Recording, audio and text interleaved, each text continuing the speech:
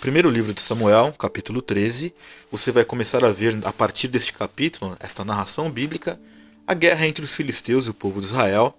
Mais precisamente, nesse contexto deste capítulo, você percebe que na região montanhosa de Betel, ali perto de Micmas, Saul estava com 2.000 homens e Jonatas, que era filho de Saul, estavam com 1.000 homens fazendo as suas empreitadas. E a Bíblia nos fala que Jonatas venceu de forma soberana uma guarnição de filisteus que estavam ali perto da terra de Gibeá. E com esta vitória de Jonatas, obviamente que a mensagem, né, e o furor da guerra estava ali iminente, e os filisteus, cheios de ódio, claro, haviam perdido ali uma guarnição, decidem então fazer o seu ajuntamento de exército para poder então ir contra Israel. A Bíblia nos fala que os filisteus, quando começam a se reunir, eles ajuntam aqui 30.000 carros de guerra, 6.000 cavaleiros. O povo de Israel, quando vê este nível de ajuntamento, que era uma coisa muito grande, eles começam a ficar apavorados, mas o nível de temor era tão grande que a Bíblia nos fala que eles estavam em apuros, e aí eles começam a se esconder em cavernas, em cisternas, inclusive em túmulos, em qualquer tipo de buraco que havia ali a possibilidade, o povo de Israel estava se escondendo. Isso é o que está na Bíblia. E a partir daqui você vai começar a enxergar, quando você reflete, lê e faz uma reflexão, que começa o declínio desse reinado de Saul. Nós falamos nas reflexões anteriores, o povo queria tanto para si um rei, e aí o Senhor ordena que Saul seja este rei. E você começa a ver que alguns detalhes, algumas nuances nas posturas de Saul começam a deixar em evidência que esse reinado já estava sendo desaprovado. O que aconteceu? Aqui, a partir do versículo 8, diz que Saul esperou 7 dias por Samuel, que era o tempo que Samuel havia estabelecido, para que ele pudesse ir até ali onde eles estavam reunidos, no caso em Gilgal, para começar a fazer holocaustos e depois o povo ir para a guerra. Só que Saul, de forma totalmente precipitada, ele começa a ver que o povo de Israel começa a se dispersar. O medo era tanto do povo, né, do exército dos filisteus, que ele começa a ficar preocupado. Não, daqui a pouco não tem mais ninguém aqui para lutar, daqui a pouco eu não consigo mais fazer nada. E aí Saul decide deliberadamente oferecer os holocaustos, ou seja, ele decide fazer o ofício sacerdotal sem a devida autorização por Deus, que esta é a questão. E a Bíblia nos fala que assim que Saul acabou de oferecer o holocausto, né, a Bíblia fala assim, olha, mal tinha ele acabado de oferecer os holocaustos, chega o Samuel e vira para Saul, mas o que é que você está fazendo?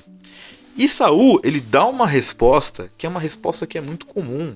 Eu digo no contexto desta resposta, né, nas intenções dessa resposta, ela é muito comum, inclusive no nosso cotidiano. Você vai ver aqui a resposta. Olha, vendo que o povo estava se espalhando daqui, e vendo que você não tinha, né, cumprido o prazo combinado, e os filisteus estavam lá se ajuntando em Micmas, eu pensei comigo mesmo, agora os filisteus vão vir contra mim em Gilgal, e ainda não busquei a face do Senhor. Aí ele diz o seguinte para Samuel, forçado pelas circunstâncias, eu ofereci holocaustos, ou seja, a culpa não era de Saul, que não esperou e não se colocou no seu lugar de rei, que não era sacerdote.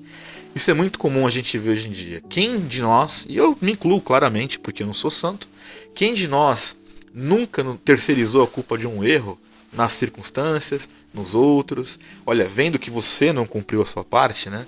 Vendo que o prazo estava acabando, forçado pelas circunstâncias, é que eu fiz isso. Nós somos muito bons em dar esse tipo de resposta, de tentar justificar os nossos erros. Só que nesse momento da história, não havia espaço para esse tipo de justificativa.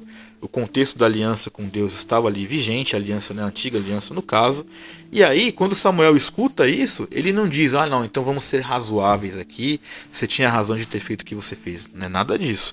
Samuel vira para Saul de forma bem dura e diz o seguinte, ó, você cometeu uma loucura, Saul.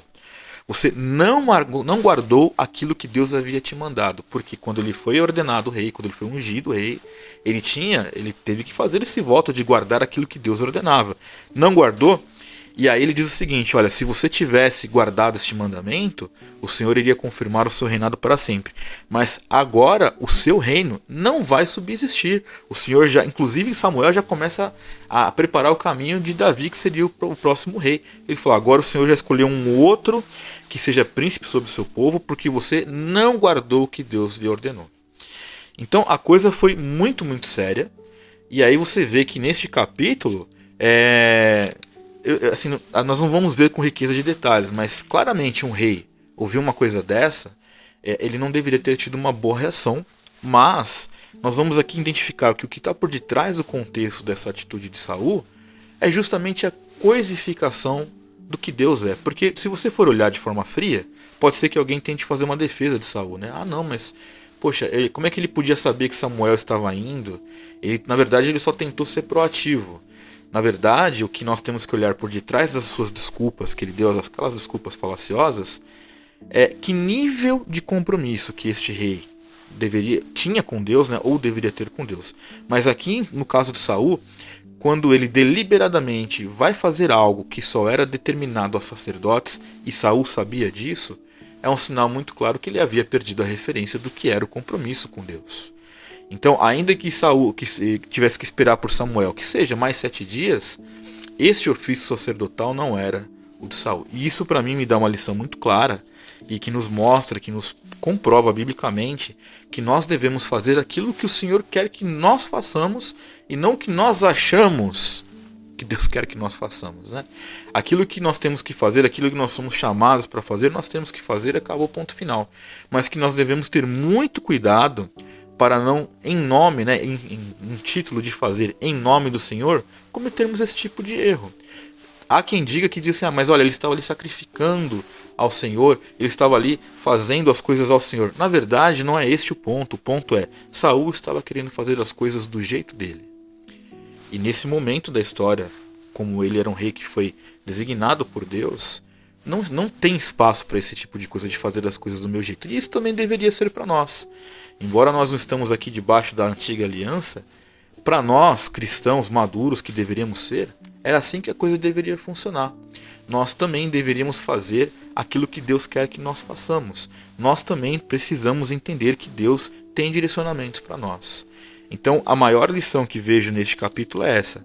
É a questão de ser aquilo que Deus quer que nós sejamos, não fazer aquilo que nós não fomos designados a fazer, porque isso também é sabedoria, e entender que Deus ele está se movendo, ainda que para nós as supostas circunstâncias nos forcem a fazer coisas. Nós sabemos que agir antes de orar, que é o que estava acontecendo aqui, agir sem o direcionamento correto, agir sem a orientação clara de Deus para as nossas vidas, é uma atitude precipitada. E para Saul, que coloca em evidência outras coisas, né, a questão de não valorizar aquilo que Deus havia estabelecido, não cumprir o mandamento, vai colocar em questão principalmente o reinado de Saul. Que nós sejamos sábios e aprendamos com esse erro aqui de Saul, de não colocarmos em questão aquilo que Deus deu para nós e não venhamos a comprometer aquilo que o Senhor espera que nós continuemos fazendo aí ao longo dos anos.